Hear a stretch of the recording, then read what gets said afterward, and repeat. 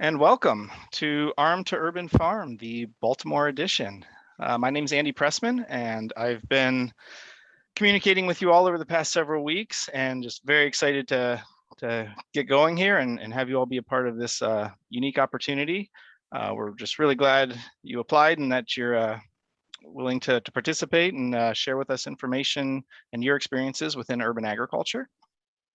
This has been an interesting training to sort of pull together. It was actually supposed to happen last year in Baltimore in person for a week-long intensive, and due to COVID, we had to postpone it.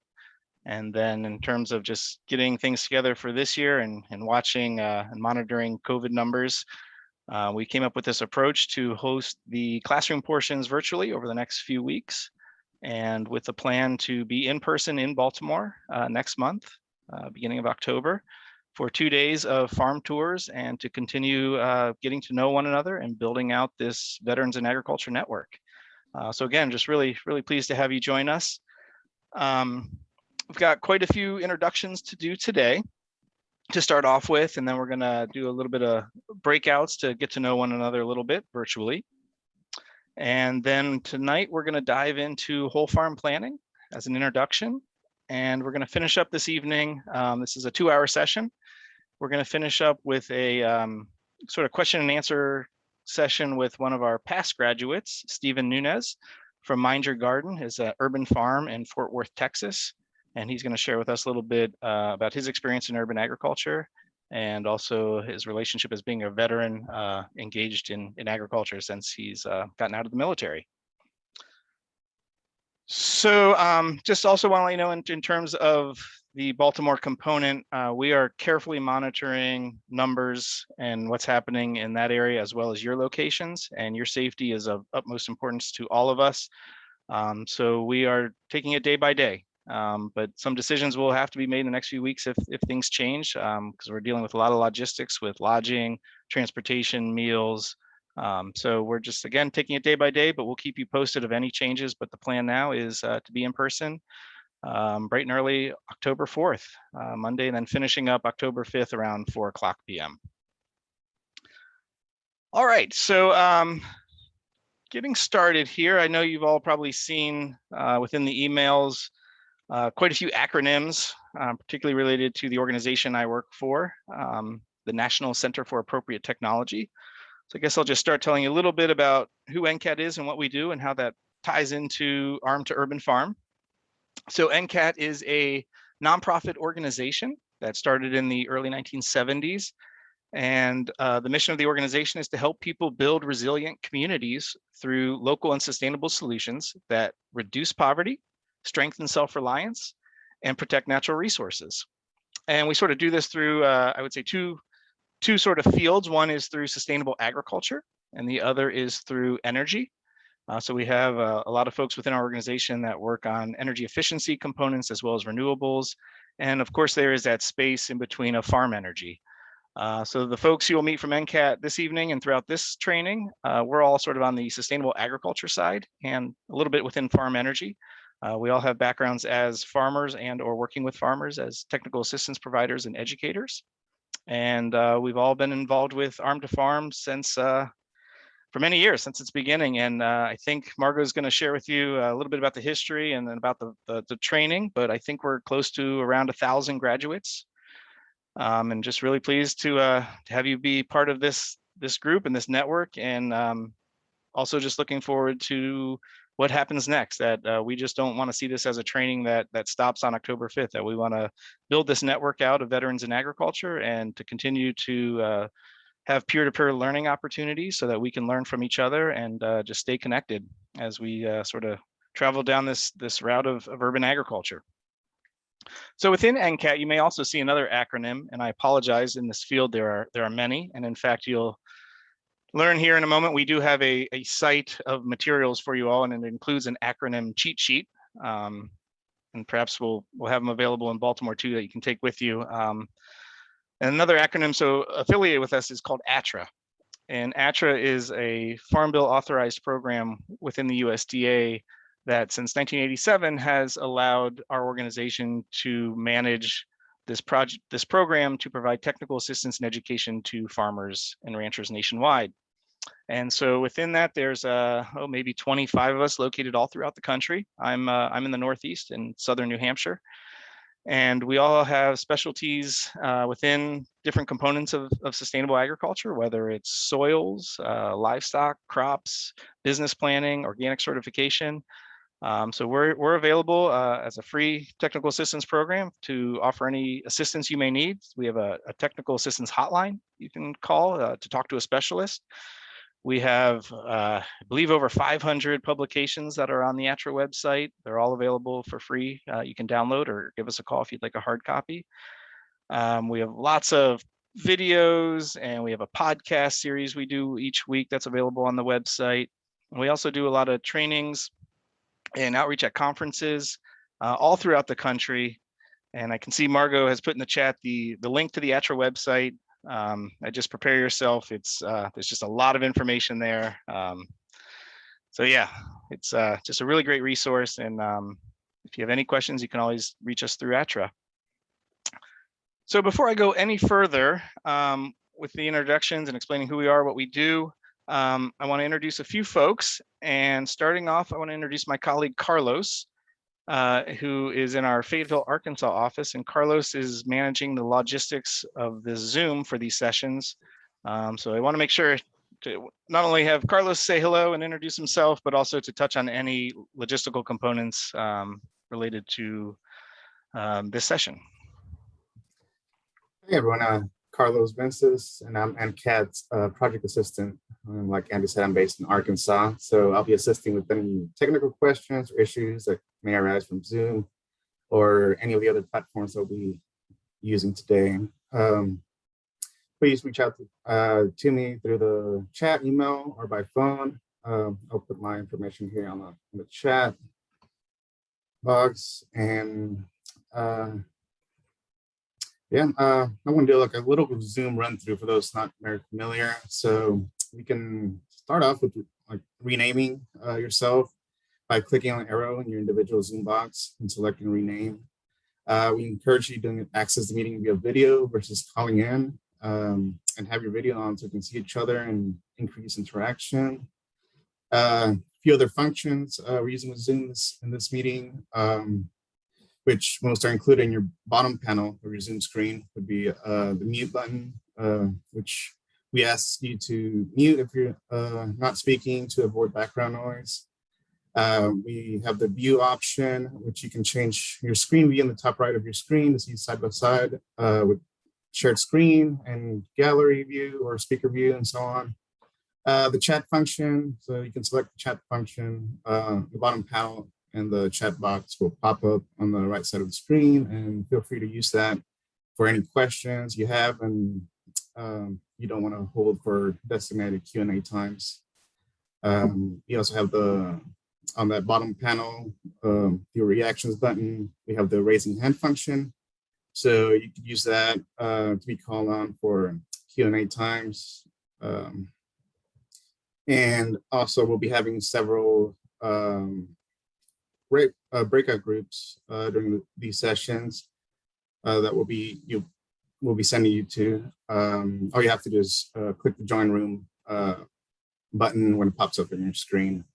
You're always able to leave the breakout room and return to the main room, but once you have an issue, we encourage you to stay in those breakout rooms to see the pop-up asking you to return. And I think that is it for Zoom. Just looking forward to these next couple of sessions with everyone. Thank you. All right, thanks, Carlos. And as he mentioned, he'll put his email in the chat. So if you have any questions, please don't hesitate to reach out to him regarding Zoom or any other software logistics. Yeah, and so next, I just want to take a moment to express that the success of the Arm to Farm program and Arm to Urban Farm wouldn't be what it is without the partners and funders we've collaborated with along the way. And one of the main partners we've worked with over the past several years is the United States Botanic Garden. And we've worked with them in several capacities, all involving urban agriculture. But within the past few years, we've worked together to host a few Arm to Urban Farm trainings. The first one was in Washington, D.C., and then we did one in Cleveland, Ohio. And now we're working together on the Baltimore one. And so I just want to take a moment to introduce our key partners there, and starting with Emily Hessness, who is an urban ag educator and a great friend of the program. And let you say hello, Emily. Hey everyone, my name is Emily, joining you from Washington, D.C. Like Andy said, one of the members from the U.S. Botanic Garden, where I work in the education team. I met the crew from NCAT when I joined the garden in 2019, and have really enjoyed being part of the planning for this training, and happy to finally be here with all of you. And next I'll hand things over to my colleague, Ray. Hi, I'm Ray Mims with the U.S. Botanic Garden. I do conservation and partnerships, and I've been working with Andy and folks at NCAT for a number of years, even before we started doing the Armed Urban Farm. And I'm thrilled that we're able to do this, even though it's virtual. Look forward to meeting you all in October, I hope. And I want to hand it over to our Executive Director, Sahara Moon Shackleton, for a quick introduction and welcome. Good evening, everyone. Thank you. Great to see the NCAT folks again. Wonderful to see all of you new faces. My name is Sahara Moon Shackleton, the Executive Director here at the United States Botanic Garden in Washington, D.C. And I am so honored to welcome you to this training, wherever you may be. I know we've got folks from all over the region, the East Coast into the Midwest, so welcome.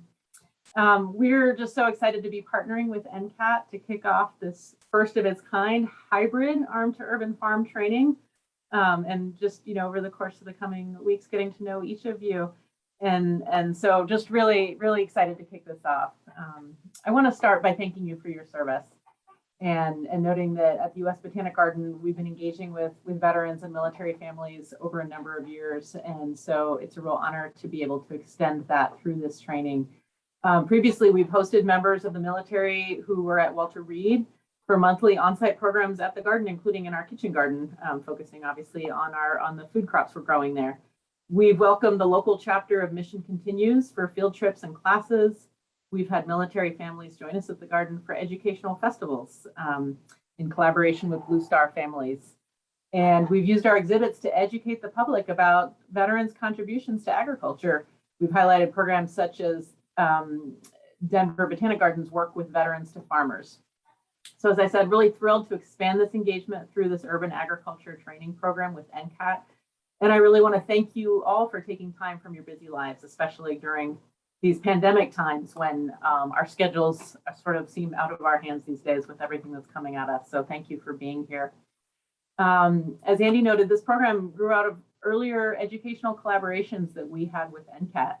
And the garden, the Botanic Garden, over the last few years, we have been growing partnerships to build capacity in urban agriculture at a national scale. And we knew about NCAT's excellent work in the Arm to Farm program. And through conversations with Andy and others, the idea emerged that we could take that successful model and bring it to veterans who are interested in farming in urban settings. As he noted, we've had a couple of these so far. This is our third. And collectively, we've engaged more than 50 veterans representing 15 states and Washington, D.C. So after a bit of a long wait, we are so happy to be officially welcoming you as our third cohort of Arm to Urban Farm participants. And just, as someone who lives here in the Mid-Atlantic region, so thrilled to have you back in the Mid-Atlantic region next month. We started this off in Washington, D.C. a few years ago, so it's great to have you all back. And we've got some folks from this region, so great we were able to bring this local. In the coming days and weeks, you'll be meeting some of my USBG colleagues throughout the sessions. We really look forward to getting to know you throughout the program. And we're pleased to see such an enthusiastic response to the opportunity. So thank you for your interest in the program. Thank you for your flexibility as we try out a new way of presenting it. We'll definitely want to hear from you about what worked and what didn't work when we're done. And thank you for your dedication to urban agriculture. So we look forward to seeing you online over the next few weeks and in person, hopefully in Baltimore, on October 4th and 5th. So again, welcome and enjoy the training. All right. Well, thank you so much, Sahara Moon and Ray and Emily. We're just so grateful for this partnership and this opportunity to collaborate to bring these trainings and opportunities to serve farmers and veterans throughout the country. And I look forward to continuing this journey. And yeah, it's been wonderful. So thank you so much. So at this time, I want to introduce Margot Hale, who is the director of the Arm to Farm program. And she is going to share with you a little bit about the history of it and also sort of what's involved with your involvement. Take it away, Margot. All right. Thanks, Andy. And yes, it is so good to be with you all here virtually. I'm Margot Hale, and as Andy said, I am the director of Arm to Farm, and I'm also MCAT's Southeast Regional Director based in Fayetteville, Arkansas. So Andy's in the New Hampshire Northeast office, and I'm the director of our Southeast office. I'm also a livestock specialist and have worked with beginning farmers and obviously veterans for many, many years, helping them, start and run their farming operations. So just a little bit of background about Arm to Farm. We started working specifically with veterans. As Andy mentioned, through ATRA, we have done trainings and educational materials and resources for farmers for 30 years. But in 2010, we started doing work specifically with veterans. It was right when the Farmer Veteran Coalition out of California got started. And one of their very first projects, they contracted with MCAT to do some training specifically for veterans. And at the time, here in our Fayetteville office, one of our staff members, Terrell Spencer, he was on staff here, and he was an Army vet. And he just said, we need trainings. There's veterans who are coming back and they want to get started in farming, because that's exactly what he was doing. And so he was real adamant that we put together some sort of intensive training for veterans as they, pursue farming. So our very first week-long Arm to Farm training program was in 2013. And since then, we have had, Robin, you might have to correct me on my numbers, 25 in-person and 1 virtual Arm to Farm training. And we've trained over 800 veterans all across the country on getting started and running successful farm businesses. So I know that there are some folks here who did participate in our virtual Arm to Farm training earlier this spring. So you've already heard a lot of this spiel, but the sessions over the next few weeks are going to be targeted to urban. So definitely different than what was covered in the urban or in the regular virtual Arm to Farm. But we are very glad to have you guys here and glad to have you as part of our network and get you connected to not only to us at MCAT and to our partners at US Botanic Garden, but over the next few weeks and in person, we're going to be able to introduce you to a lot of programs and resources that will be helpful to you as you pursue urban agriculture. And then getting connected with each other. So there will be some time throughout these sessions for you guys to get to know each other a little bit, and then obviously in person. But besides the 25 or so of you that are participating in this urban Arm to Farm, there's a network of hundreds of other farmer veterans all across the country. And so part of the lasting impact of being an Arm to Farm alum is that you get to be in that network. So we are just really excited you're here and look forward to working with you guys for years to come. Andy, do you want me to show the Arm to Farm site right now? That would be great, Margot. Thank you. Okay. Real fast, I'm gonna share our Arm to Farm website with you, just to show you around a little bit, so you can see what's there and show you how you can get connected with us some. Can you guys see that? I can't see you. Hello? Margot, it's dark. It's dark. It's just a double click. Yeah, you need to double click your screen. It says, I don't know why. I can't see it anyway. Okay, I'm gonna stop sharing for a second. Well, everything is froze up on my end. So we're gonna have to do this later. I think I'm gonna have to get out of Zoom. Everything's frozen up for me. So, oh wait, there we go. There we go. We see it. There it is. There we go. Yep. Okay, I'm gonna have to. Okay, there we go. Can you see it now? Yes. Okay, sorry, everything froze on me for a little bit. So this is our Arm to Farm webpage, and it is new and shiny. We just revamped it, so we're proud to show it off. So just a few things I want to note about the site.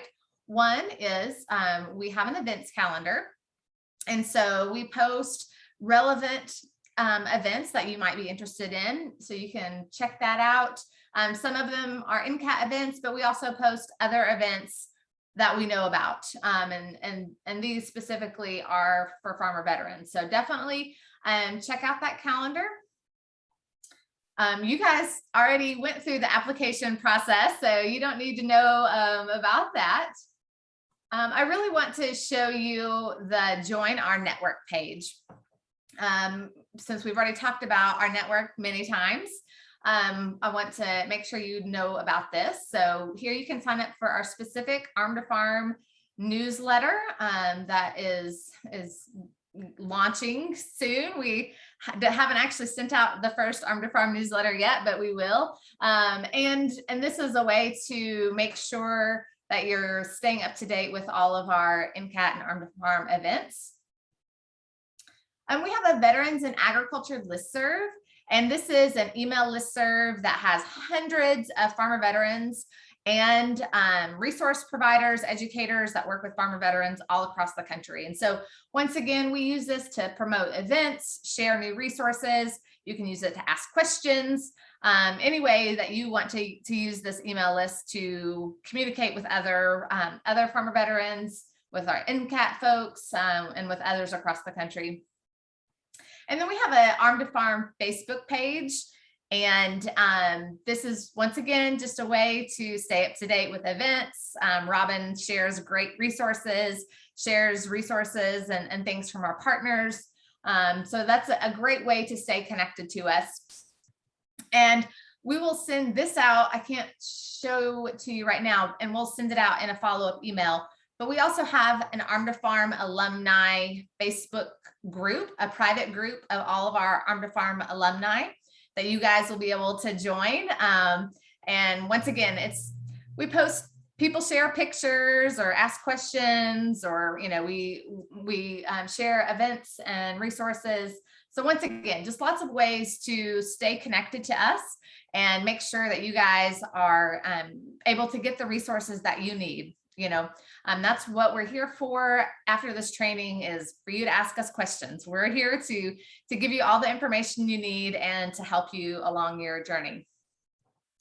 A couple of other things on the Arm to Farm site. We have some news, where we feature, if we know some of our Arm to Farm alum have been featured, we post that there. And then our resources, there's the link to our ATRA program. And then another NCAT program, Soil for Water, which if any of you are in any of these states, you can contact me and I'll get you some more information about Soil for Water. But we're going to be adding some additional resources to this page on accessing USDA programs. And then you can always, if you forget everything, you can always contact us via the Arm to Farm webpage again. So that's just real quick overview of our Arm to Farm website. Use it, share it, let us know if you have any questions. And yeah, I think that's it.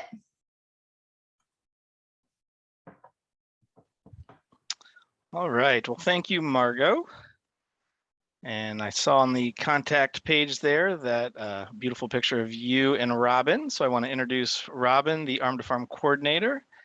And she is also located in the Fayetteville, Arkansas office and is a key member of the Arm to Farm team. And she's going to share with you information about resources for this training, as well as saying hello. Hey, everybody. I'm really happy to be here with you tonight. As Andy said, I'm the Arm to Farm program coordinator based here in Arkansas with Carlos and Margot. And I also handle the outreach to veterans for NCAT and the regional outreach for our Southeast office. But right now, what I want to share with you is our Teachable site. If I can get my screen sharing going here. So we have created an online course,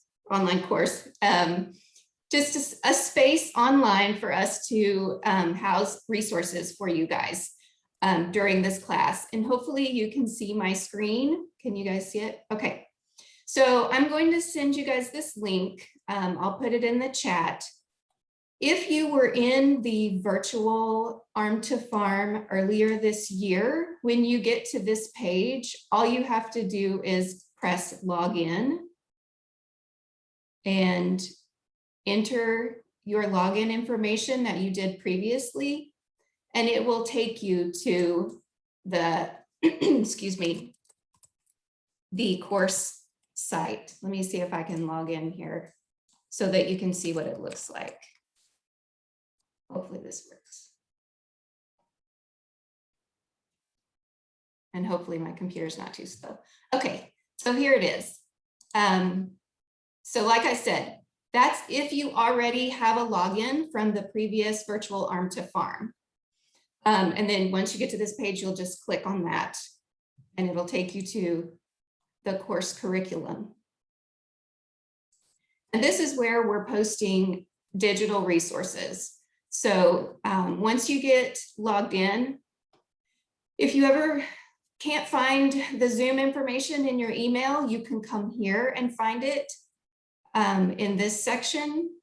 We have a message board. If you have any questions that came up during, after the session, you didn't get to ask during the live session, you can post them here and we will answer them here so that everybody can have information. And we also have lots of additional resources. We've got some up there already and we will add to it. Like Andy said, the glossary of terms, that's where all those acronyms are listed, what they mean, and some other publications. And then for every week's session, we will have specific resources related to that session. And then we will also post a recording of the session here in case you want to rewatch anything. So that's and we'll add to it each week. So at the end, there will be 4 sections, one for each session. So just a way for us to give you some added information. I'm going to log out real quick here. And then if you, let's see, hang on 1 second. If you did not, if you didn't already create a login, if you weren't on that, the virtual Arm to Farm before, when you get to the Arm to Farm page from the link I'll send, you'll just have to create a username and password. And then you'll get an email from Teachable saying, click here to confirm. Once you confirm, you will be taken to the course content. So it's really easy and simple. So once you get to this page from that email, you'll scroll down until you see enroll now, if you have not previously enrolled. So you'll get to this page from that link, you'll scroll, you'll see examples of what's up already. And then all you have to do is click enroll now and enter your information. You don't have to agree to receiving emails. We don't send emails from Teachable, except you'll get an email from Teachable saying confirm that you want to enroll. So you can just leave that blank. You do have to agree to the privacy policy and then just click sign up. And then once you get the confirmation email, click confirm and it'll take you right there.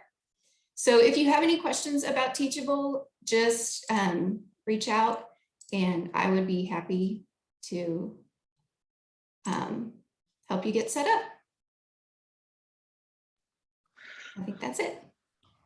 All right, thank you, Robin. And correct me if I'm wrong, this access to this site will last indefinitely unless something happens with Teachable.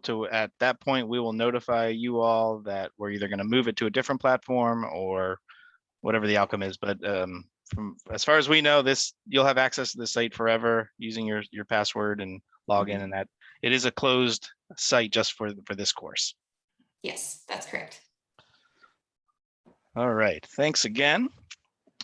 And yeah, so I just want to touch on a few other things before we get started with getting to know one another. One is just to briefly share with you the schedule for the next few courses, sessions. As I mentioned tonight, we're going to talk about whole farm planning. Next week, we are going to start with a presentation on some of the USDA and federal resources that are available within urban agriculture as well as for veterans.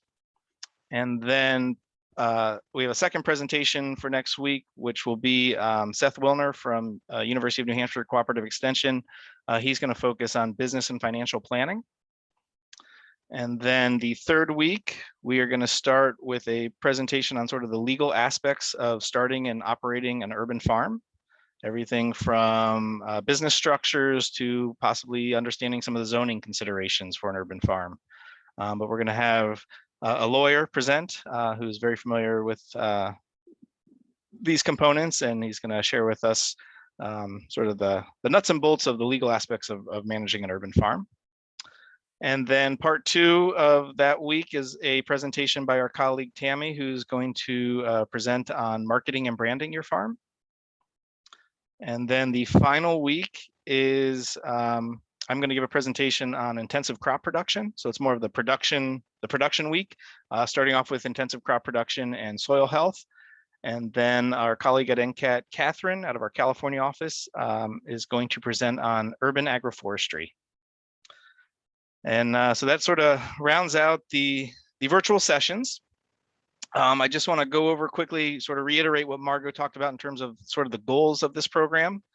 One is to introduce you all to urban agriculture and the opportunities for commercial success.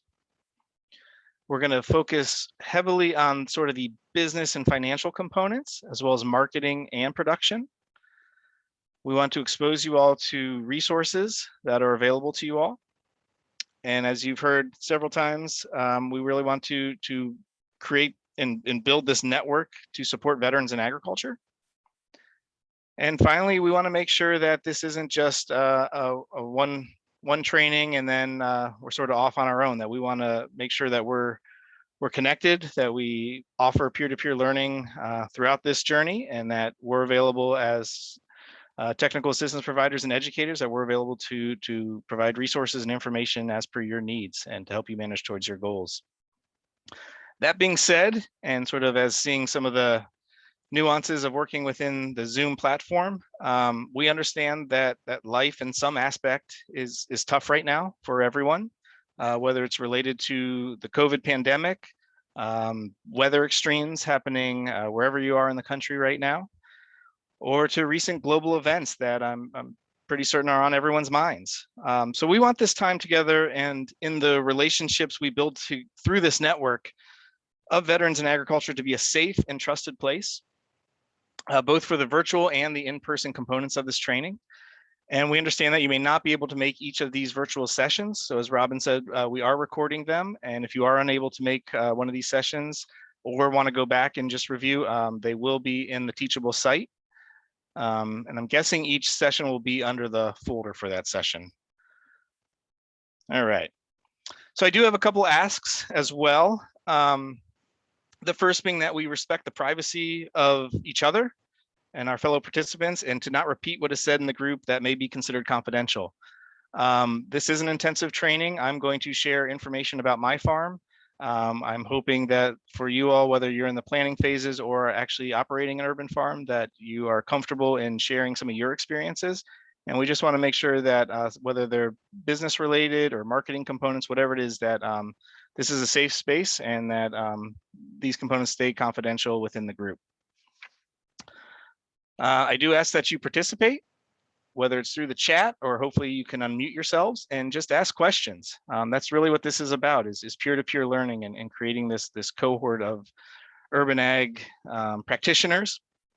And so we want to hear from you about your experiences. And if we don't get to some of your questions, we'll be sure to follow up. Or it may be that we just say, hold off, please remember this question. It's going to be covered in next week's legal presentation. So just be aware of that. That being said, we are going to offer office hours for you all.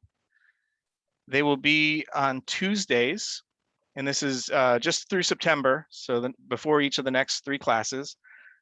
Tuesdays, and Margot, correct me if I'm wrong, I think we said from 12 to 1 Eastern time. Does that work? Sounds good. All right, so we will send out a separate Zoom link, not this Zoom link.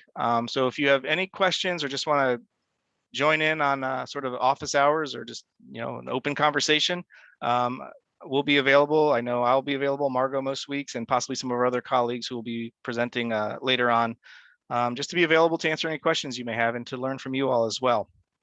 So we'll make sure we send that Zoom link out. But you can always schedule a private time as well if you want to meet with us one-on-one or as a smaller group. Just know that we're accessible, and if you have any questions, please don't hesitate to reach out. And finally, I just ask actually 2 more components. One is just for your patience. As you've heard, this is sort of a new endeavor to try and host this virtually as well as the in-person. So we're still trying to figure out, this virtual world as you all have been immersed in it as well. But I know this is for all of us on the East Coast, this is dinner time. Many of us have families, so please do whatever you need to do to take care of yourselves, your family, and just if you miss anything, just keep in mind that these sessions are recorded.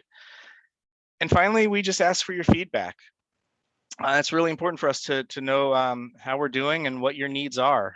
So we take these very seriously. We really want to know how best we can help you manage towards your goals. So providing feedback to us is really important. So at the end of each virtual session, we're going to stop just a few minutes early, and there'll be a link where you can just go click right on the link and go to, I think it's only 2 questions each session. But if you can take a few minutes to just fill that out. If not, we'll also send out the link. So if you want to do it tomorrow morning, that'll work as well. And the same for in person. We'll have some daily evaluations as well. But again, it's just real important for us to hear what's working, what's not, and how we can best help you manage towards your goals. Sound like a plan?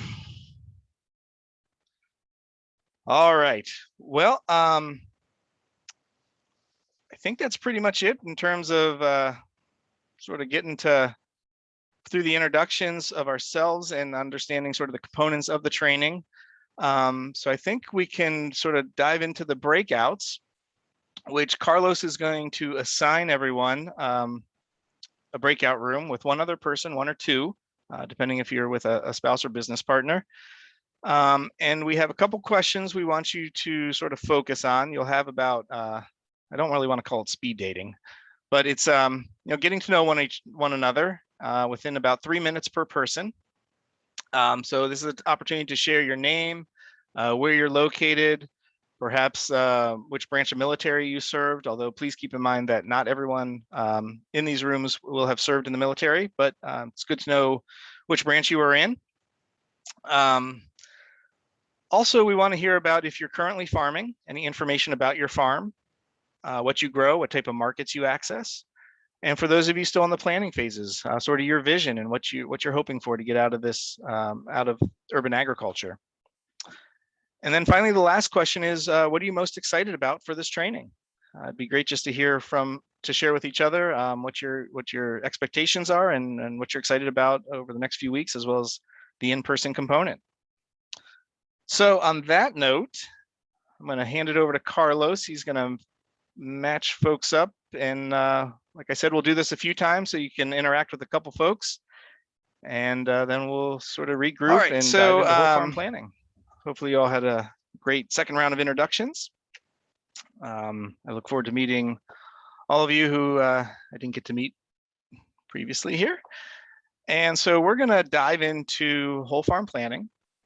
In about 45 minutes, we're going to sort of cover the big topics while noting that there's a lot of information in the folder on Teachable for this week, some worksheets that I'd like to guide you towards. But before we sort of go through some of these slides I've put together, I want to ask you a couple questions for you just to think about. And please, feel free to write them down. But the first question is, what excites you about your urban farm endeavor, whether you're currently farming or in the planning phases? Let's take about 20 seconds.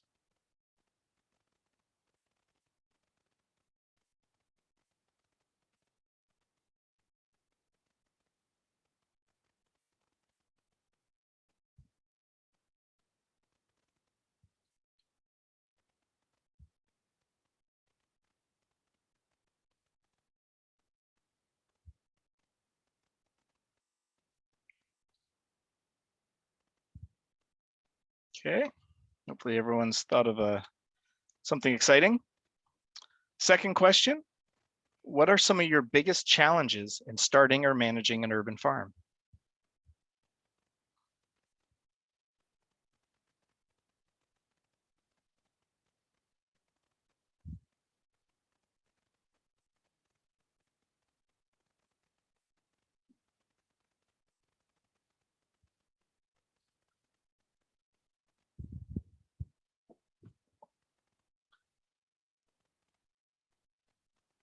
Okay, the third question, I'm wondering if you know what you need to make within this urban farming enterprise. I guess a simpler way of saying that is, do you have a family budget or personal budget that you need to manage towards? And do you know what that is and what the farm needs to make in order for you to meet that?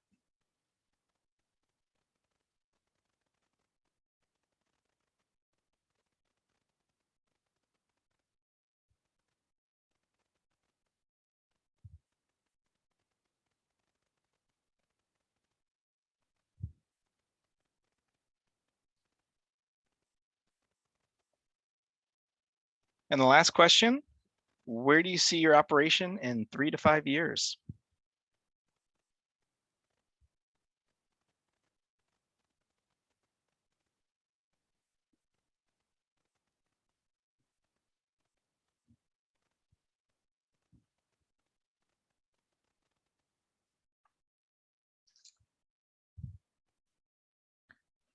All right. Well, hopefully you had a few seconds to think about each of these questions. My hope is that they sort of help spark sort of the conversation that I want to engage in now, and sort of understanding this process, which is referred to as whole farm planning. So I titled this presentation, Setting Coordinates for Urban Farm Success. Otherwise, or just planning for urban farm success, but I thought you'd all appreciate the photo. So Carlos is going to help me out here. You can go to the next slide, Carlos. And what I want to do is just start by sharing, painting this picture of what urban agriculture looks like in this country. I think we see it, we understand where it's happening and the sort of benefits of it. But I was involved. I had another project that I got to work with researchers around 2012 to 2015. Researchers from Penn State University and New York University. And what we noticed was there's a lot of information and research out there on the benefits of urban agriculture, but there had never been a deep study into the impacts it has on the farmer themselves. So we really wanted to dive in to understand, are these farmers profitable? What are they selling? How are they selling? And, sort of understanding what they're managing towards and if it's working or not, and what those barriers are if it's not working. So just looking at these pictures here, I included the one on the left, Brooklyn Grange, that's the old naval shipyard. It's now a 2-acre rooftop farm. They also do mushroom production and indoor production inside the building. That being said, looking at that beautiful farm, most of their success comes from agritourism, from hosting weddings and other venues, not within the crop production. The other picture on the right of River Park Farm is a friend of mine. He no longer manages it, but he started this farm. It is specifically tied to a restaurant in New York City. And the developer who owns the real estate of where this restaurant is in the sort of shopping plaza I was very excited to have the food for the restaurant grown right there. However, he was very clear that he's a businessman, and he wasn't sure that this farm could have a long-term life expectancy at this location. So my friend decided, well, if he has to up and move at any point, he was going to create this farm out of milk crates. And in fact, after I think the second year, he actually ended up having to move the farm. So he picked up all of his milk crates, didn't lose production, but was able just to move his farm. But again, his whole farm was done in milk crates. All right, next slide. So within this study, we came to some conclusions that were nothing that we didn't expect, but I just thought I'd want to share both the advantages and challenges we found within urban agriculture. And the first is this understanding of scales of production, and that we can go to textbooks, we can go to agriculture school, we can go to seed packets and see what recommendations are for seed spacing. But within urban agriculture and small scale intensive production, we know that we can do things differently than what we've been taught or what the research shows. So we know we can intensify these systems, we can manage soil health differently, we can manage water differently, which is a major advantage for urban farms. We know that climate can be a major advantage as well, that urban areas are warmer than rural areas by a few degrees. We know that there's less wind, but I would say on the other side, there's a lot more shading that you have to plan for. And that really relates to which crops go where within your farm design. We know that pest and disease pressure is much different on an urban farm. We're really not dealing with a lot of the pests that rural farms have to deal with in terms of crop pests or deer. Usually when we're talking about an urban area, we're talking more about cats and dogs, maybe raccoons and skunks, as well as pressure from people, which is a lot of folks have to fence off their farm or create certain pathways just so people aren't considered the pest.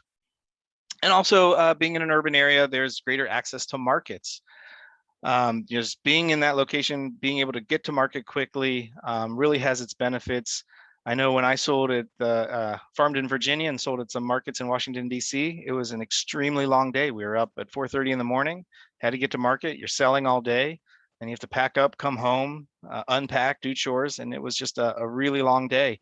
But being able to be closer to these markets, to these demographics that you're targeting within your production, really can be a major advantage for urban farms versus rural farms.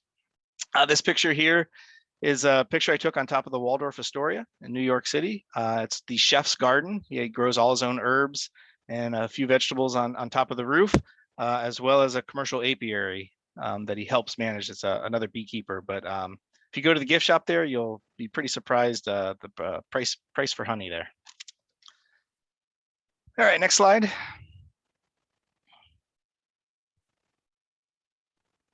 So, and then looking at some of the challenges of urban farming, we know, again, thinking about scales of production, that is just extremely difficult to compete with the larger scale rural farms. That really ties into this second from the bottom bullet, economic efficiencies. We know that smaller farms and urban farms have these challenges related to the economics as related to scales of production. We also know habitat preservation is much more challenging in urban areas. Scaling up is a major challenge, usually in rural areas. If you want to scale up in terms of size of production, there's other ways we can scale up in terms of number of enterprises or number of markets, as well as just being more efficient within our current systems. But traditionally, if we're talking about scaling up, it's putting more land into production. And in an urban setting, it's much more difficult. It usually requires you have to lease or buy land or create some type of arrangement with another landowner, versus being in a rural area where it's generally a matter of just taking out another acre and just putting it in production of land you already have. The next one is sort of the big aha moment for me in the research that we did. And that was understanding that there's a disconnect, at least what I find to be a disconnect in crop diversity with calories versus high value crops. And generally what we see in urban areas are a lot of greens going to restaurants at a very high value. Which is really adding to the success of urban farming. However, urban farms also tend to have a lot of social components related to their mission. And a lot of this relates to feeding their community, particularly communities that don't have access to healthy, nutritious food. So when we look at it from a crop perspective, there's this disconnect in that in trying to feed our communities, we're really talking about calories. And the calorie crops are the crops that tend to take up more space and have a much less economic value. And that's why they do really well. And it's hard to compete with rural farms that are growing potatoes or winter squash, things that have high calories versus coming into an urban farm and you see a lot of greens that bring in a very high value, but just don't have those calories and nutrients like a lot of other crops do. I mentioned economic efficiencies, and finally, just the other challenge of sourcing materials could be much more challenging in an urban area, particularly taking effect of more wholesale or quantity components of inputs. So in a rural area, you could probably go to a garden center and get a few tons of compost delivered or soil amendments, some of your supplies. But in an urban setting, it's much more tricky to get these types of deliveries or this much access to bulk volumes.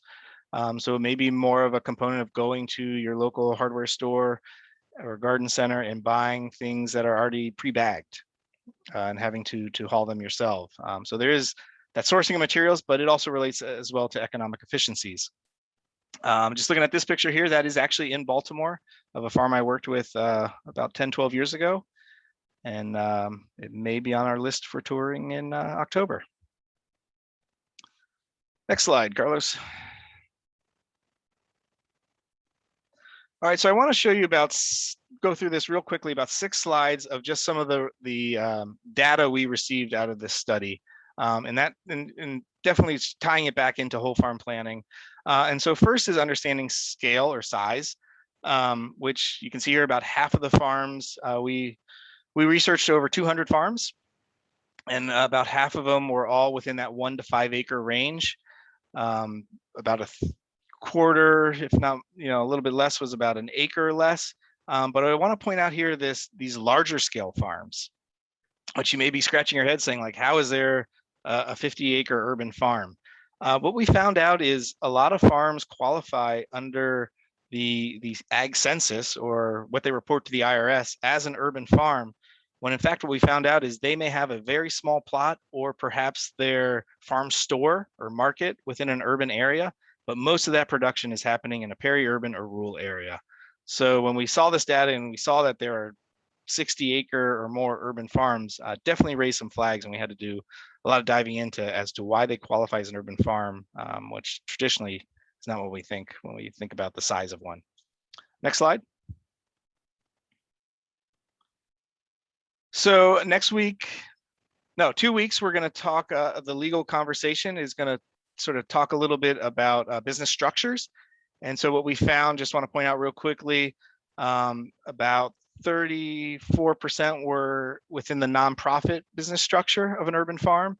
Just about the same amount were sole proprietorships, followed by LLCs. But I think here, I just really want to point out this nonprofit component, as we're going to sort of focus on that for a little bit here. Next slide.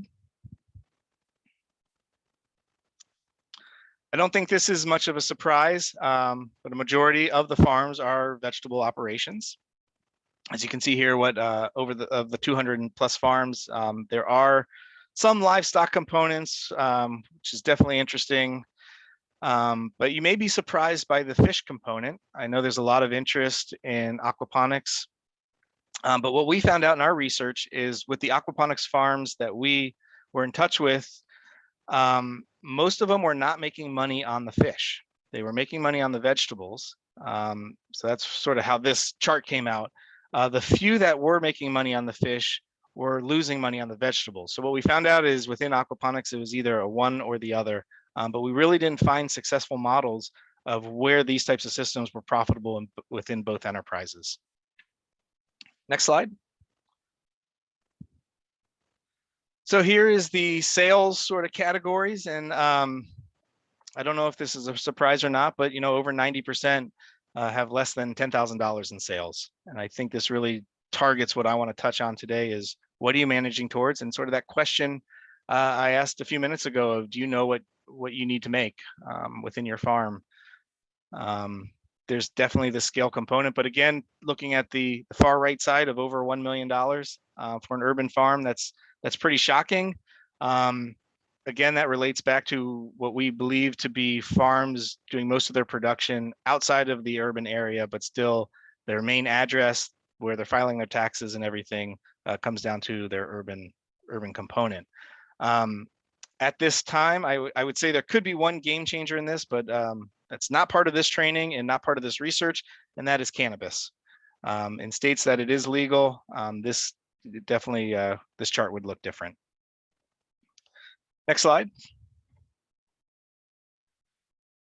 So one of the things I also want to point out is what I would say is a challenge of being certified organic. And that is, we found less than 10% of urban farms were certified. And in looking into that, we have found that the National Organic Program rules are very challenging for an urban farm. They require certain measures to be in compliance, such as crop rotations, that on a smaller scale just may not be doable. That if you're on a small scale, pretty much the amount of land you have is in some type of cash crop or production. So to do some type of rotation and put it in fallow, which is required by the organic program, is very difficult to do on a urban scale. Next slide. So this is going back to the nonprofit component.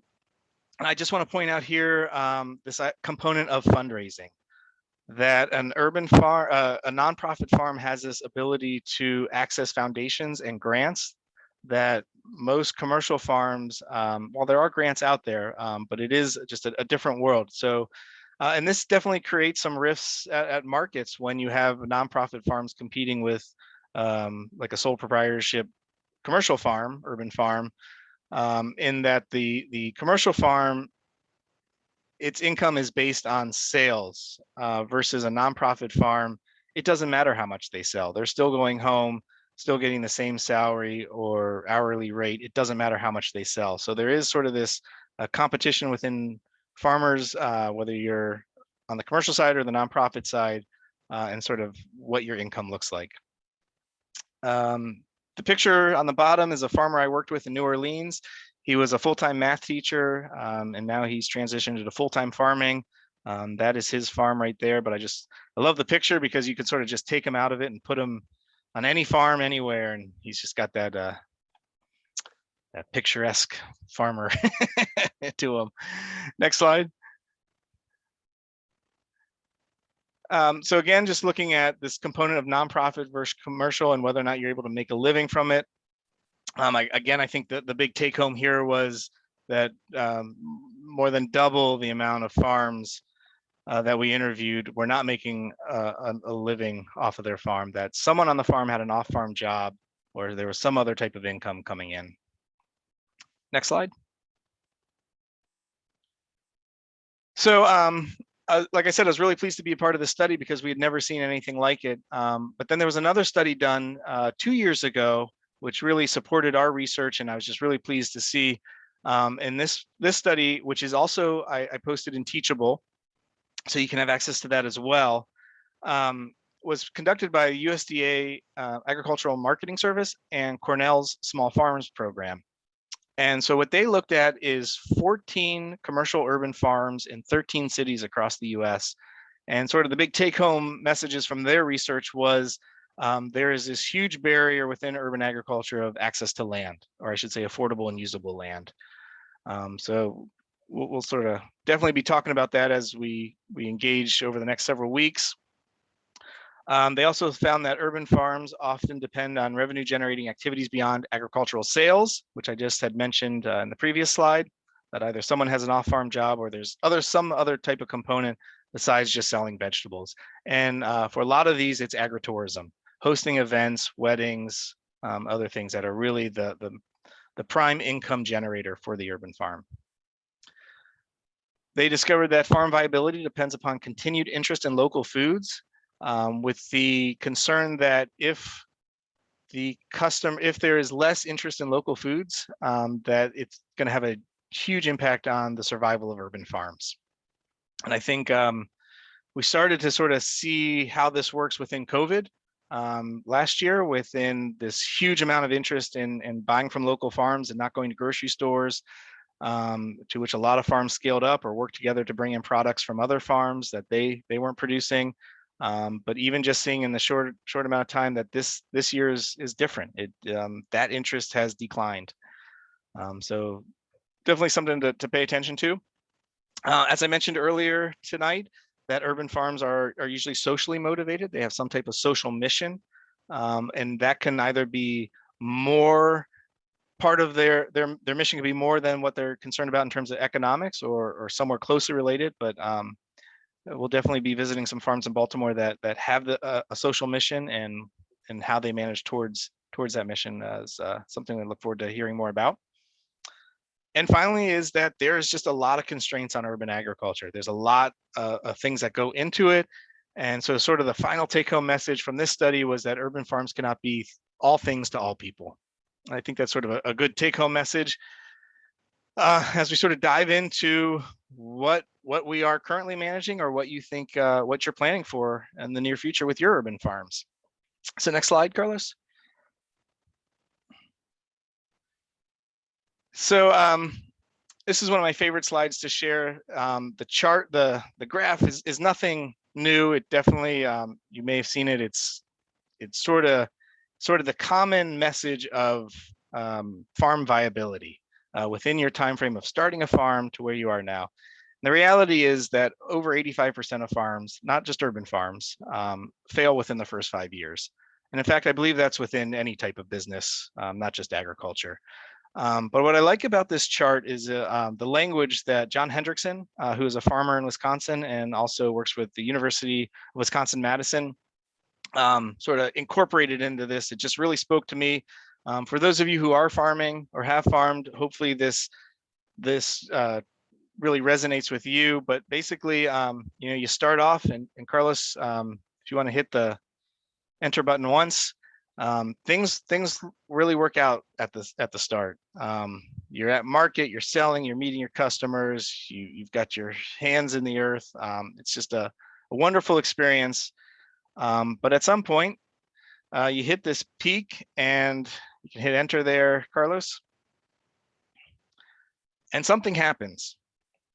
And as I mentioned, unfortunately, most farms and businesses fail within the first 5 years.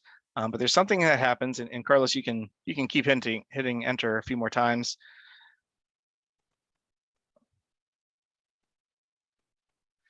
There you go. So again, I think, John, this really spoke to me, and in my experience of farming. But for me and my colleagues, we really want to dive into why is this, and why are farms breaking through versus a majority that aren't.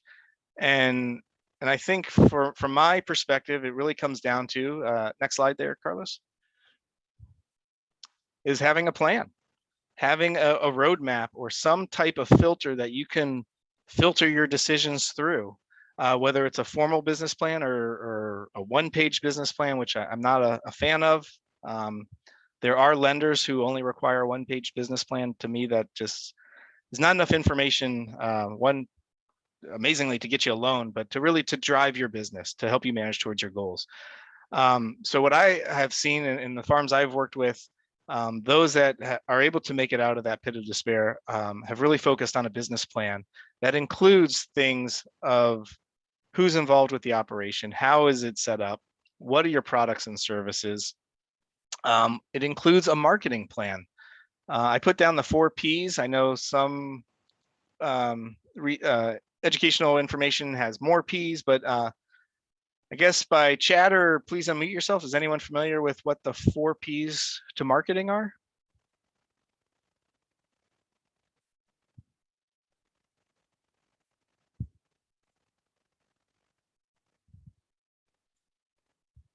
No? Well, Tammy is going to dive into this in 2 weeks in the marketing portion of this training, but the 4 Ps are product, price, place, and promotion. So sort of targeting those 4 aspects in the plan is really critical. So understanding who are your clients, where are you selling, how are you selling, and what are your products. The big one is, the operations plan.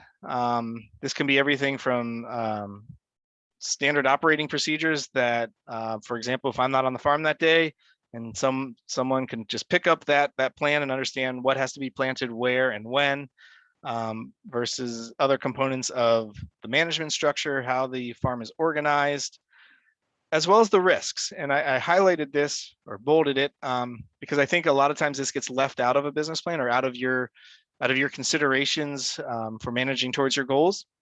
And this could be everything from what to do with a bumper crop or crop loss. How are we dealing with climate mitigation? But I also think there's a big component of what happens if the farm doesn't make it that we really need to think about up front as we're making these investments, as we're starting our farm. If the farm doesn't succeed, what happens then? What happens to the land? What happens to the infrastructure? Things like that. So I think it's just really critical to think about ahead of time before you're immersed into production, realizing maybe things aren't working out, or I haven't thought about these things yet. Of course, there are the financial aspects. This is what lenders are going to require, your financial statements, understanding what your expenses are. I'll touch briefly on that in a few minutes, but Seth is going to talk about that next week with our class. And then any supporting documents, soils maps, your resume, anything that really goes into that.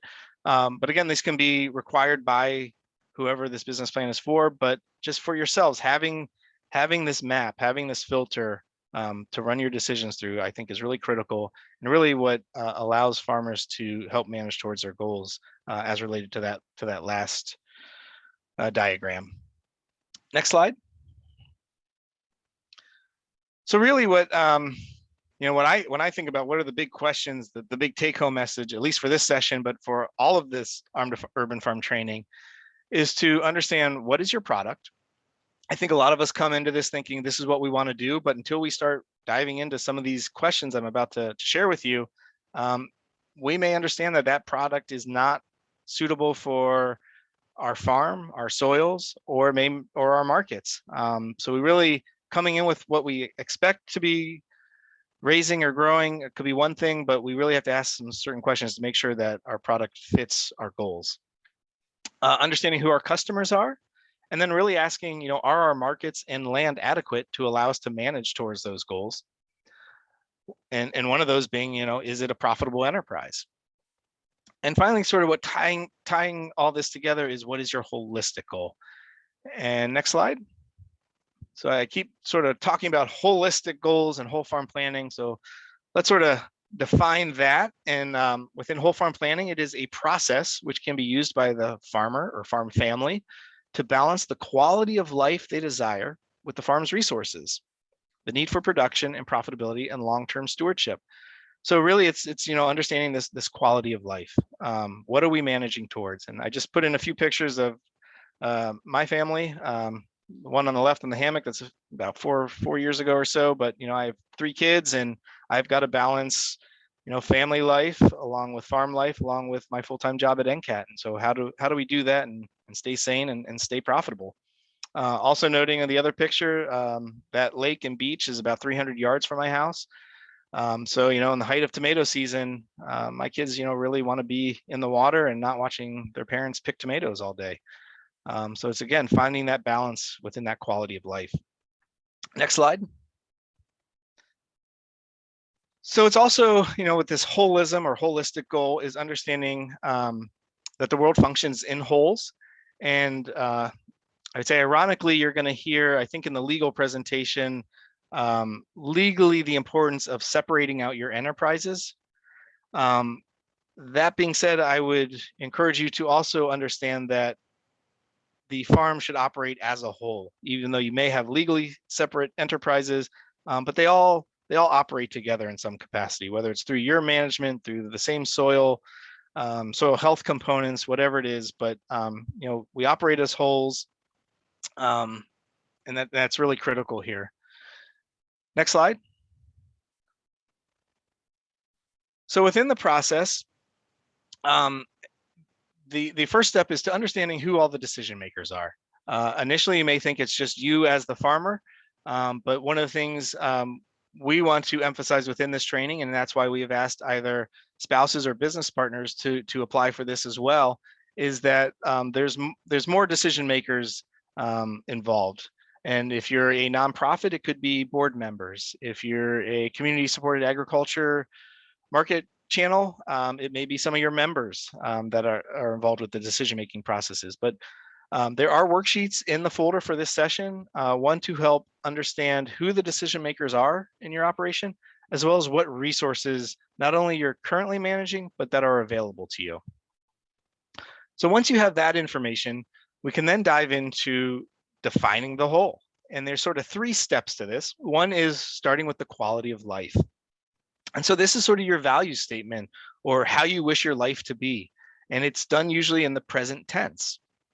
And so once we have this quality of life, and I'm going to share an example here in a moment, we then want to dive into defining what behaviors and systems you need to create or produce to be able to realize or achieve your quality of life statements. And so then the third component is this future vision, which is either within your home or farm conditions and the environment that surrounds you and how you want it to be now, as well as in the future to sustain the desired life you've described. So within that, then we're creating this holistic goal of shared values of the decision makers. And I just also want to point out the importance of monitoring, that this isn't set in stone, that it should be revisited frequently, and that it is fluid, that it should change. But you really need to monitor and adapt as needed. So next slide. So a couple examples from whole farm planning that we've been immersed in our farm. And I should mention the farm I'm on now. We started in 2012. Prior to that, we had different scales of farms, everything from several acres. We had a 200-acre farm at one point, down to several, just a few thousand square feet urban farms. But that experience allowed us to come to this land we're on now that we manage. And so for quality of life statements, we came up with, we enjoy meaningful relationships with family and friends. And the behavior and system, which used to be referred to as forms of production, were that we need to create intentional quality time with family and friends. We want to have strong, healthy bodies, so we need to have a balanced, nutritious diet and a regular exercise program. We want to be financially secure and provide for our family's needs, so we want to have a profitable farm enterprise. And we value good communication, so we want to have an open, safe, non-judgmental environment. And next slide. So taking these components to the future vision or future resource base, we came up with the decision makers in our whole will be seen by our clients and customers as hardworking, honest, and ethical. We want our neighbors to see us as loving, supportive family and active members of our community. We want the land around us to be stable, healthy, and productive, with wildlife, trees, and plants to be diverse and abundant. We want the rivers and lakes nearby to be clear and full of life. We also want to live in a diverse, thriving community with good schools, libraries, and other services, and a stable economic base. So the last 2 slides are sort of the process we went through, the final of what we came up with. And again, there are worksheets to sort of help navigate through this process in the folder on Teachable for tonight's class. Next slide. So as you're writing your holistic goal, a couple pointers I'd mention. One is to really focus on what you want and not on what you don't want. Don't get bogged down in trying to quantify or qualify things. Don't try and rank or prioritize them. The idea is to really just get down the quality of life statements that you want to manage towards. So don't include issues or problems at this time either. I don't think we mentioned in the introductions that we have an Arm to Farm 2.0 that we've started. I think we've hosted 2 of them so far for the graduates of Arm to Farm. But that's an opportunity to really dive into issues and problems. So within this process of whole farm planning, at some point we want to identify what the weak link is within our systems and operations that's not allowing us to manage towards our goals, as well as what we consider adverse factors, which are all the other problems we can identify, but that we can still produce and operate our farms knowing that they're happening, but we can manage while they're happening, such as pests, weed control, things like that. All right, next slide. So then we got to really start, within all this, yes, we want all that I mentioned within our quality of life statement, But we also mentioned that we want to be financially stable, which requires, we've got to make money. So sort of a simple way, one of the beginning questions I asked was, do you know what you need to make? And I know Seth is going to dive in more to this next week, but sort of a simple way to look at this is just taking the general common net income goal, which is roughly around 20 to 30% of your gross income. I've worked with farms that are on the higher end, much, 40, 45, 50%, which to me is amazing. I would say majority of the farms I work with are less than 25%. I've worked with several farmers who are at that 10% sort of ratio, and they just cannot figure out how to get past that. But in general, we can look at 25 to 30%. So if we're targeting a net income of $30,000 off of this urban farm at say 25%, that math is showing that I need to sell $120,000 worth of vegetables, or whatever my enterprise is, in order to have that net income of $30,000. In the vegetable world, that's a lot of carrots. Do you have that? Again, is your land adequate to grow that much? And are your markets there for this type of sales? All right, next slide. So this is a little trick, sort of back of the envelope calculation. It worked really well for me when I was selling at farmers markets. We don't sell at farmers markets anymore. It just got to be too much time off farm with not a lot of sales. More, I'm in New Hampshire, which is hard to say is a urban farm. That being said, if I was selling into more of an urban area, if I had to go to Boston, things like that, this would be, I think, much more in line, and I'd see a lot more revenue than the markets more rural areas have. But just sort of back the envelope calculations, you could take your number of marketing weeks and your targeted revenue, and that can give you on, sort of this average of what you should be making each week. What I like about this is it's a way to sort of to keep you honest, so that you're not waiting to the end of the season or to tax season to really understand, did I make money, and can I pay myself? Which a lot of farmers, that's sort of how they operate, is what's left over is what they get paid. I think all of us are here to encourage everyone to say, this is a business. You should be paying yourself just like any other business. And so it should be, an expense line item, whether it's hourly or a salary, but you should be paying yourself. So if I'm targeting $40,000 a year and I say I'm going to a farmer's market 20 weeks, that tells me on average, I need about $2,000 per week. I know that some weeks are going to be more, some weeks are going to be less, but again, it just keeps me honest and allows me to understand that maybe I need to make some quick in-season adjustments rather than waiting to the end and realizing I just didn't meet those marks that I had targeted. Next slide. So as we're sort of looking at expenses and sort of starting a farm, we're always investing in the farm. There's never, I would say it's never done capitalizing. But I just want to point out that a lot of farms I've worked with don't include expenses for unexpected costs. And they're always there. And in fact, they're a lot more than you think. So I just want to encourage you as you start to develop your expenses and understanding your cash flow, that there are you should identify some extra money within your total budget to cover these unexpected costs. And a lot of farmers can put a contingency line item in their budget. On average, what we've seen is about 20% of the total costs sort of work well within what the contingency should be for those unexpected costs. I've worked with a few other farmers who, instead of putting in a total percentage of the overall budget, will take 10% of each purchasing cost and add that in. So for example, if you're buying a $20,000 greenhouse, they'll take $2,000 at 10% a year to make sure that that covers the maintenance of the greenhouse for that year.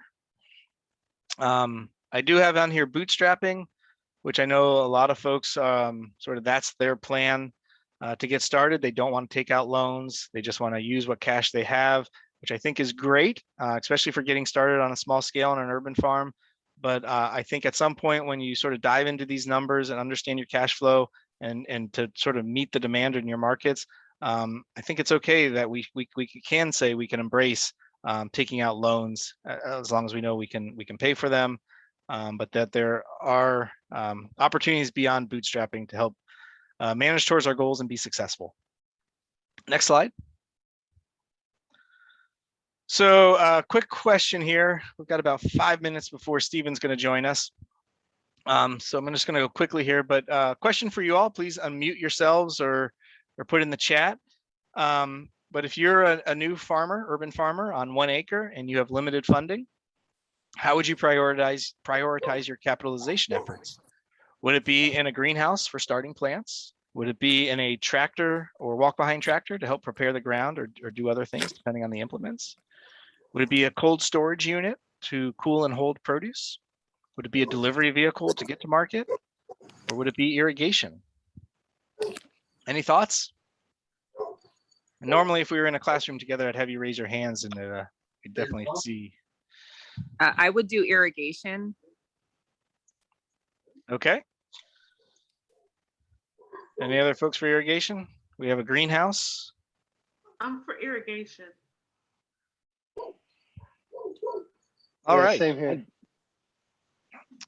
Yep. Well, I think overall, everyone should be answering irrigation off the bat. If we don't have water, everything else we're investing in is pretty much, I don't want to say throwing the money away, but if you're buying seed, you're buying soil amendments and you don't have water, you're going to have a tough time, especially if you're just dependent on rain.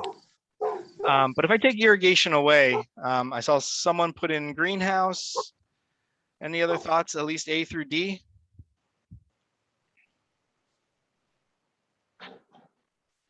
B. C, cold storage? B. B, we have a B. All right. Any Ds? Anyone need a delivery vehicle? No. Well, I would say, it's really up to you and your operations. Walking through it in terms of the decision-making process for my farm, we do have a greenhouse now. However, when we got started, we did not, but we were able to rely on other neighboring farms or seed companies for starts. For us, our nephew down the road was able to help us out. Tractor or walk behind tractor. We do have a walk behind tractor, and this is sort of getting into, you'll learn about tools and equipment in a later session. But this is a really big investment, and this is something you could possibly hire out to someone just come prep the land. There's lots of folks that do this type of work, contractors or other farmers in your area. I'm going to skip ahead to delivery vehicle. At this scale, this is nothing that we would need a refrigerated truck for. We could basically use our everyday vehicle to get to market. So it wasn't anything that we really had to invest in. But so for us, it was coming down to cold storage. We wanted to make sure that we preserved the premium price of our products so that we preserved the taste, the nutritional quality, and the appearance of the products that we were selling. And for us, that requires refrigeration. So for us, the answer was C, but for you all, it may be different depending on your operations and sort of your markets and what you're selling. Next slide. So as again, this is going to be sort of the next session, but I just want to point out the importance of cash flow. This is the first year we started our farm. We're really small. I think we had a newborn. But again, just looking at the red and the black on the monthly operating profit is just understanding cash flow in terms of these types of markets and the seasonal production within urban agriculture, and that there may be months where you've got to figure out how you're going to cover those costs, especially if you're paying up front for seed and soil amendments before you have to sell anything. So how are you going to pay for that? So just being aware of sort of monthly operating expenses and how the impacts it has on cash flow. Next slide. So we're also going to start talking in the next several weeks about enterprise budgets and really understanding, is a specific crop profitable?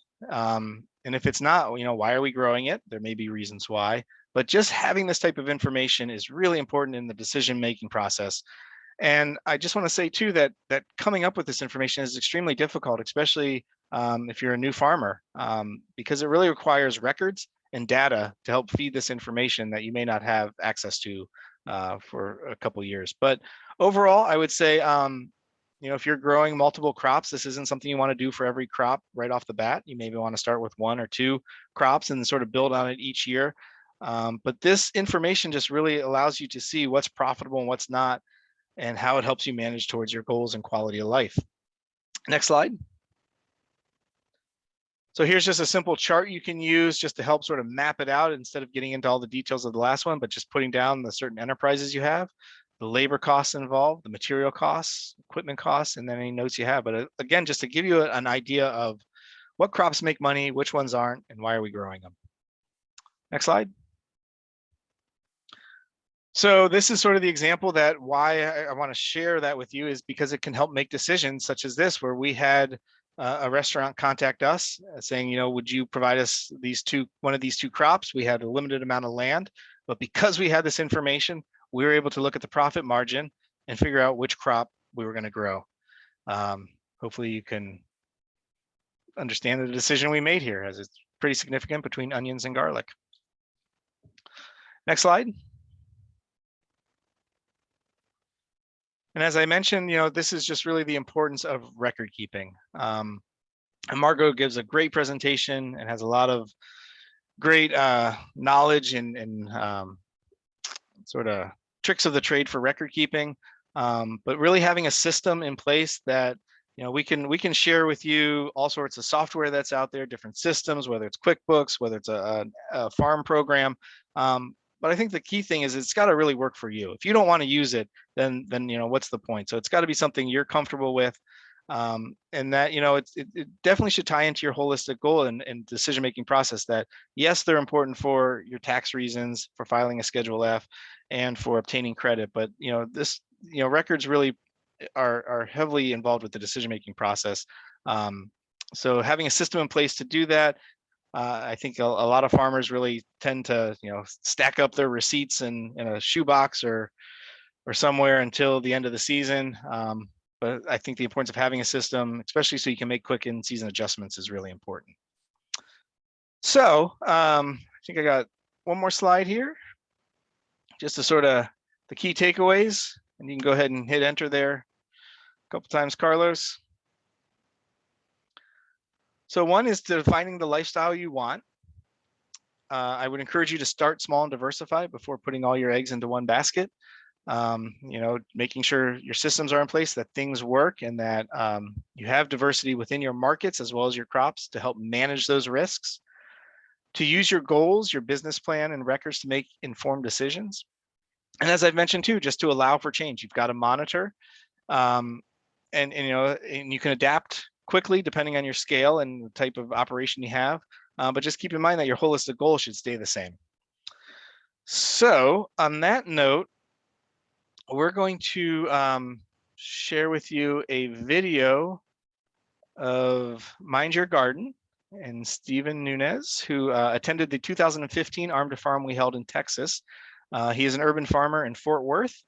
And so we have a short little video, and then Stephen is with us, and he is happy to share a little bit more information about his farm and take any questions you may have. So Carlos is gonna get the video here. This is a lifestyle business. It's not like a, part-time business that we're doing on the side, a hobby, and then we go off and do something else. No, like this is our life. Waterline, pumpkin. My name's Good grammar and spelling are important, but if you want to write essays that inspire. My name's Stephen Nunez. Ursula Nunez. And we're the founders of Mind Your Garden, which is a 3.5-acre urban farm here in Southeast Fort Worth. So what we did is we bought the property in 2013, and so Stephen had this vision. He said, I want something great here where people can enjoy what we have, and it just all kind of fell in place. Food is what brings all of us together, and we understand just how important our diet is to our health. Within that 1 mile radius or 1.5 miles, we have so many liquor stores, fast food restaurants, convenience stores, and that's the access that people have, the majority of it. And Stephen and I were both raised in food deserts. And so we didn't learn how to eat healthy until we were adults. And so if we can get this movement going where we're all eating healthier and eating the right nutrients and fruits and veggies, then we can be a happier community. So there's been a lot of folks who have really kind of given us that boost. So sometimes we're out here and it's 100-something degrees out there right now, to be out there working and dealing with the bugs and everything else. If you don't have that community behind you to support you, one can lose motivation and let the project go by the wayside. Our hopes, not for our kids, obviously, but also for the kids in the community, is to really set that foundation of what a healthy diet is. Being of service is one of the most important things in our lives, and our way of being of service is by sharing this property, this farm, and the healthy food that comes from it, and the community that builds from it.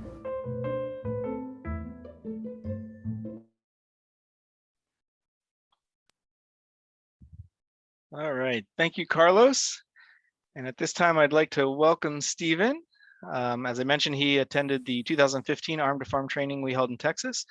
He is a veteran, and Stephen, it's great to have you with us, and we'd love to hear a little bit more, anything you want to share about your farm and your experience, and then I'm sure there'll be a few questions coming your way. Yeah, Andy, well, thank you for having me. I'm having issues with my webcam. It keeps showing up as a green screen. So I think I'm just gonna leave my video off. So sorry about that part. But you guys got to see me in that video, so you know what I look like. So, but yeah, as Andy mentioned, I was part of the 2015 Arm to Farm. I think it was down Castroville, Texas, right? So we were near San Antonio at the time, and that was my first introduction to kind of agriculture in general, and in the state of Texas. And you guys are fortunate to be in the urban Arm to Farm program. That was a more kind of towards a rural setting. So I learned quite a bit, and it definitely got me going in the right direction. But that was a larger scale than what we're doing at our place. But as the video mentioned there, we're located in a food desert. So we're in Southeast Fort Worth. We're literally just miles from downtown Fort Worth. And we have 3.5 acres. And right now we're at the early stages where we're prepping to kind of launch our farm next year. Next spring will be our first main growing season. So what we're doing right now is composting like crazy. So we are in that video you saw us offloading a bunch of produce in boxes from a truck. So we got set up with one of the local grocery stores nearby, and we pick up all of their produce waste and we use that for compost. So that's kind of one of the neat things that we're doing. So we're diverting what would go towards the landfill, and instead using that to create healthy soils for our farm.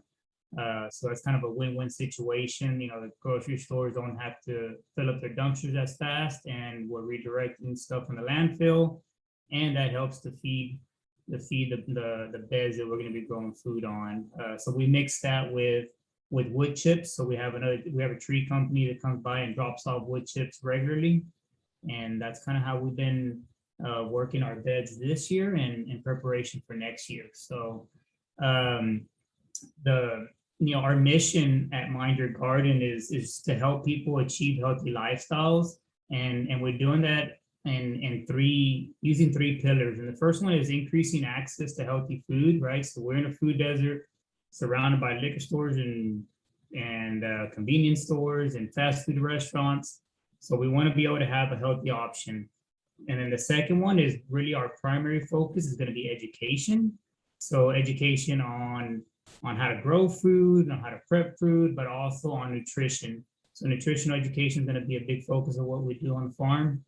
And then the third one is social empowerment, right? And we do that by building community. So having social events, having classes, and setting up those systems so that people can can support each other along this kind of long journey of healthy living, right? We know how difficult it is to live a healthy lifestyle. We have too many temptations and too much misinformation, and it's easy to kind of fall by the wayside on that end. So we understand that you need to have that community support in order to be successful on that end. So that's really where we're at right now. And I'm not sure, Andy, if you want me to touch base on anything else in particular, or if you had any specific questions. Stephen, have you identified your markets or primary markets? What we have identified is that we want to start at the farmers market, the local farmers markets here in Fort Worth, early on, just to kind of get established and get our name out there. However, the ultimate goal is to, and we want to get there sooner than later, is to be selling directly off of the property here to the community itself. So that's going to be the direction we're going in. But that also adds a challenge to what we're doing business-wise, right? Because you may not be able to sell at the same price that you would sell at a farmer's market. So partnering up with some of the like for example the WIC programs and stuff like that, where they do that here at the local farm market, where they get 2 for 1, so they can purchase more food for cheaper. So kind of developing those relationships is going to be crucial for us moving forward, so that the members of our community can afford to be able to buy the food that we're selling, right? So that's going to be a challenge that we know we have to face. Thank you, Stephen. And we have a few minutes left, so I'd love to open it up if anyone has any questions for Stephen.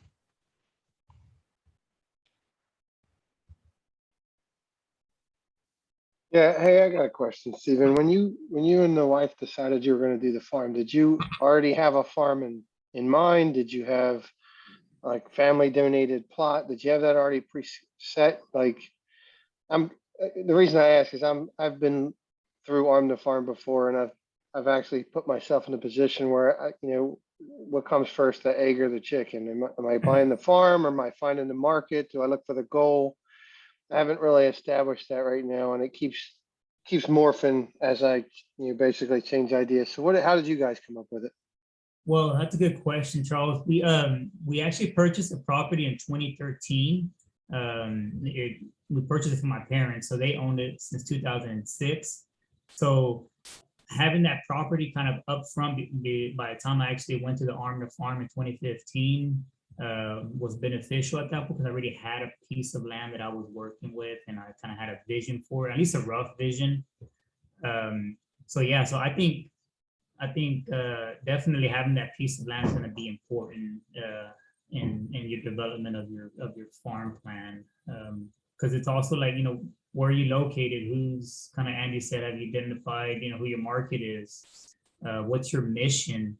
All of those things are going to be important, right? So for us, being of service here to our community, and especially focusing on the nutritional education part of it, being right here in the middle of the city is extremely important, right? Because we're going to be a destination farm. So this is going to be a place to host classes and farm tours and all of that kind of stuff. So being out, 30, 45 minutes or an hour out in rural Texas is not gonna serve our mission, right? And that's too far of a drive. So I think identifying what it is you want to do, how do you want to be of service, and to who do you want to be of service is going to be important.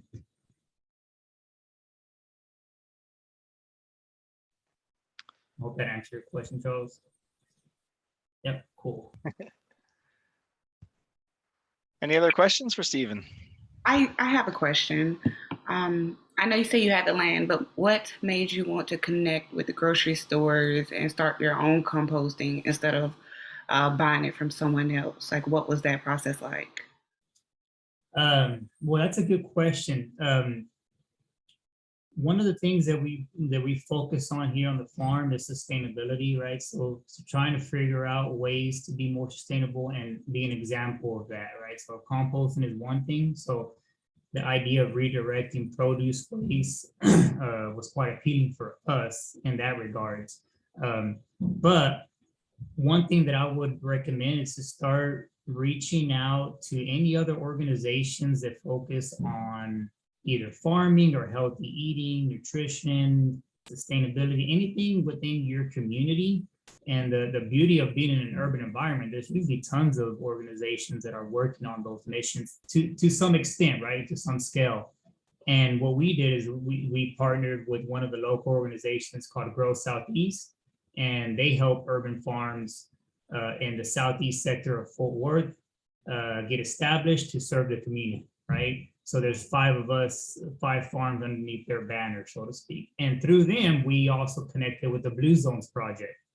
And the Blue Zones Project put us in connection with a grocery store. So you can see how all of these relationships, they start to connect and they start to put the pieces of the puzzle together. And then you realize that there's just so many people out there who are wanting to help the community, and in turn help you out to get your farm established. So a lot of what we do is a result of building those relationships and having that support, because you can't do it on your own. That's one of the things that I've realized. I mean, I've been on this journey for a long time. I've been part-timing it and going to school and raising a family and doing all these other things. And this year I came to realize more than ever that we need that team, that support. So the more that you can connect with people, the better off you're going to be, and the more likely you're going to accomplish your mission.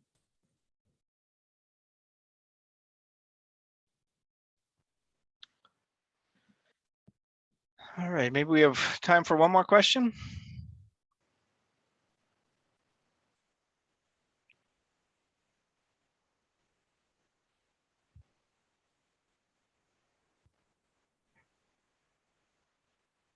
No? Well, All right. Andy, if there's no more questions, I caught the back end of your presentation, which was great. And the way you kind of summed it up, I think is extremely important. Is like when you identify your first, I think the first one on the list is, identify how you want your lifestyle to be. That's extremely important for the folks in this program here, is figure out that lifestyle and how the farm is going to merge with that lifestyle. I think that's extremely important, and another bit of advice is to figure out your finances, not just your finances as in like, how much is your farm going to make or what specific crops you're going to sell. All that's extremely important, but there's not a whole lot of money early on in farming, so you're going to have to get all your kind of ducks in a row, so to speak.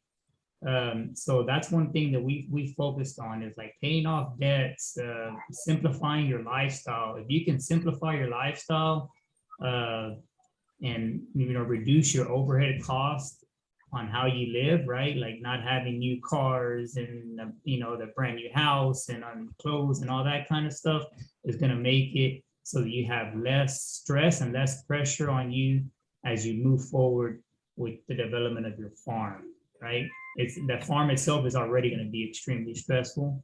So there's no need to add on top of that. So if you get all your kind of ducks in a row early on, I think you'll have a greater chance of succeeding. And again, don't forget to continue to connect with people and the folks at Arm the Farm and NCAT. They're great resources, great folks. So keep in touch with them and good luck on your mission. I have an alibi. I have one question for you too. Yes. Is your home co-located on your farm, and did you have to have a special license in order to grow there for profit? Oh, that's a great question. Yes, to the first part of it. My house is located on the property, so it is a homestead. However, the city of Fort Worth is rather progressive when it comes to urban agriculture. In 2018, they passed the urban agricultural ordinance here with obviously the pressure of urban farmers and gardeners. They put together a rather extensive list of activities that we can participate in when it comes to farming without having to change your zoning. So We can have high tunnels and greenhouses and aquaponics and hydroponics, and you can grow food and you can sell off your property 3 days a week here. So that's a huge benefit that I know a lot of cities don't have. So you might have to kind of like get with other local farmers in your area, or the city, the city development, the zoning or whatnot, and find out what you can and cannot do off your property. Okay, with that, one other question. Do you only sell off your property since it's 3 days a week, or do you sell in more than one place? Well, right now we're not selling. We're going to start selling next year, spring. So we will most likely start off at a farmer's market, but quickly start transitioning towards selling off of our property. So it's going to kind of go hand in hand that first year, and eventually we'll be hopefully completely selling off of our property at that point. All right, thank you. Yes, ma'am. All right. Well, Stephen, thank you so much for joining us this evening. It was really great. Yeah, and just to really see again how your operation's coming along. We wish you all the best of luck and just really appreciate your time this evening. Awesome. Thank you, Andy. Thank you, Mario. Appreciate you guys having me on. Take care. Thanks. All right, folks. Well, we're a little bit after 7 o'clock. I promised y'all we'd be out of here. So I just want to thank you all again for joining us this evening. As a reminder, the next session is next Wednesday, starting at 5 o'clock, but we will send around a link probably tomorrow morning for office hours, which will be on Tuesday from 12 to 1. And again, you can always reach out to us outside of that for any questions or anything you want to talk about. We'll definitely be available to talk one-on-one or small groups as well. And just to sort of finish up, we do have a short survey for you regarding tonight's session. So I believe it's going to be in the chat. If you just take 2 quick minutes just to fill it out. We'll also send it around by email if you don't have time this evening. But really appreciate your time and feedback. And I hope you enjoyed your first session and getting to know a few of your other participants in this course. And we look forward to next week. And again, we'll keep you in touch regarding any changes regarding the Baltimore in-person component. But for now, we are looking forward to seeing you all October 4th and 5th in Baltimore. So thank you so much, and appreciate your time. And looks like the link will be in the chat. It's in there. It is. It's in there. All right. Well, thank you all so much, and we'll look forward to seeing you next week.